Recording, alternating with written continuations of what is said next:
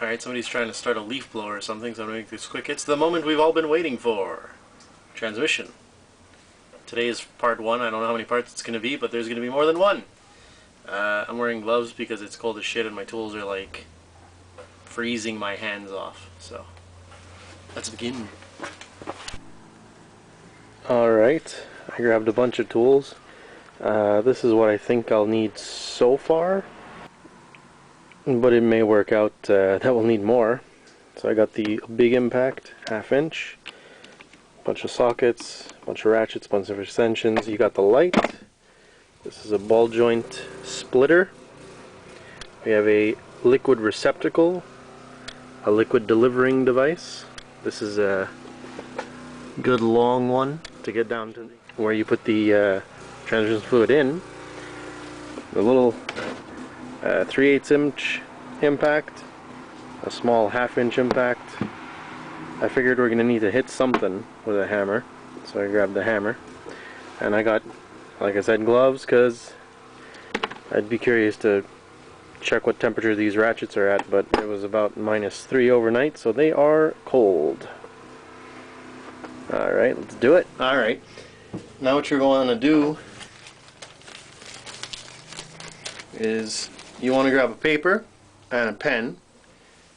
You want to write transmission cooling lines on a paper, post-it note or whatever have you. You want to put that paper in the bag, and then you want to put the parts in the bag. That way it's all categorized, and you set them aside somewhere safe while you wait for the repair to be fully disassembled.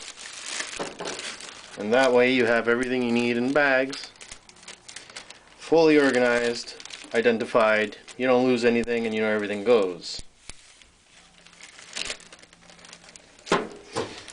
Another good trick would be to get your standard masking tape and a marker that actually works. And you just roll out what you need, enough space for you to write on, write what you need, wrap it around what you're disassembling, and that way when you're going to put it back together it'll be legible and you'll know exactly where it goes.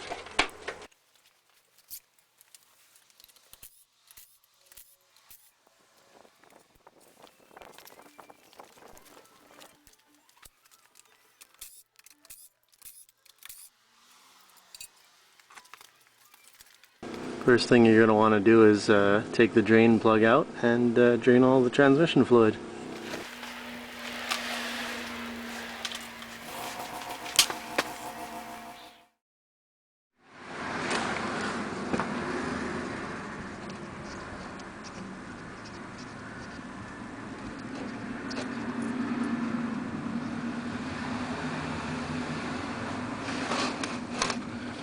Oh boy.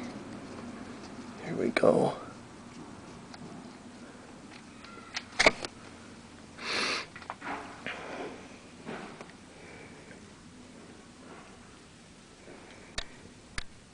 Smells nice.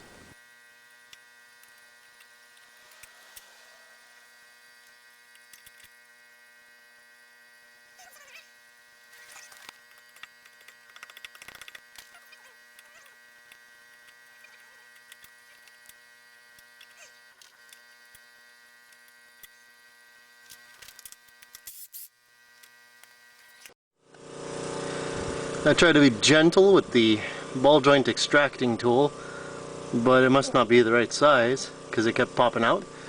So I got equal parts angry and serious and used this ball joint extractor instead. I don't know if I can lift this, but anyway, she's out.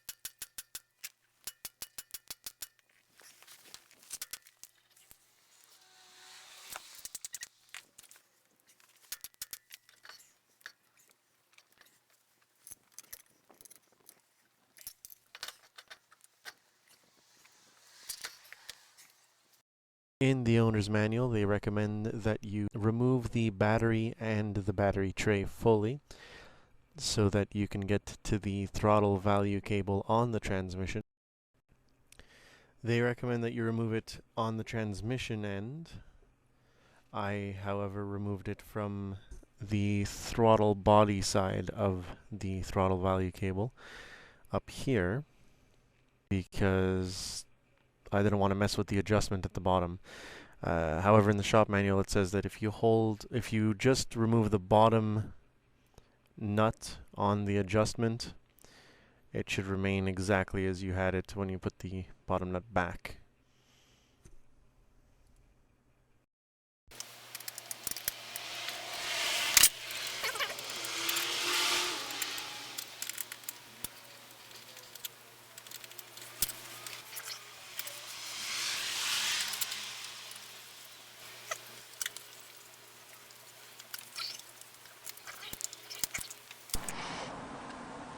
Now you have the one transmission line there.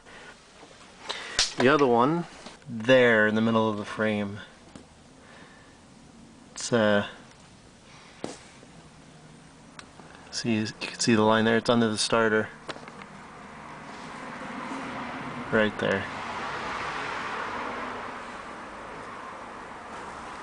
So the transmission lines are 17.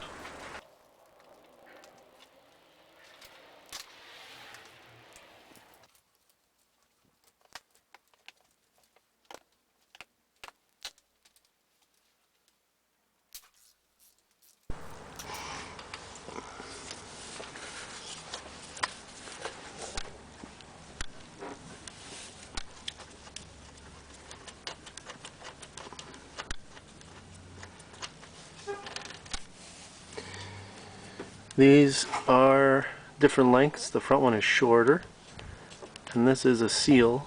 There's a seal given it's a banjo bolt above and below the banjo, and you want to make sure you don't lose those. The next thing we have directly behind the transmission cooling line is speedometer cable, and if you have power steering or if you have variable assist power steering, the power steering lines, which this is at once the kind of regulator for the pressure for the power steering and also where the speedometer cable comes out of.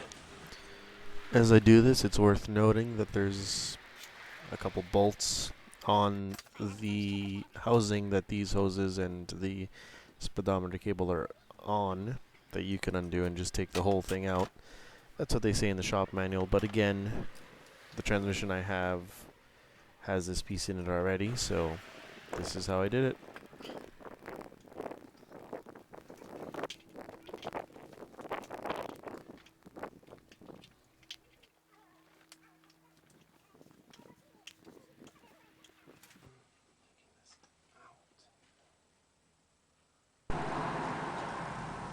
Alright, those are disconnected. The speedometer cable has the clip that goes through this groove. Just have to get it out with a little screwdriver. Quick update on the tool situation has us realizing that there's quite a lot more tools here.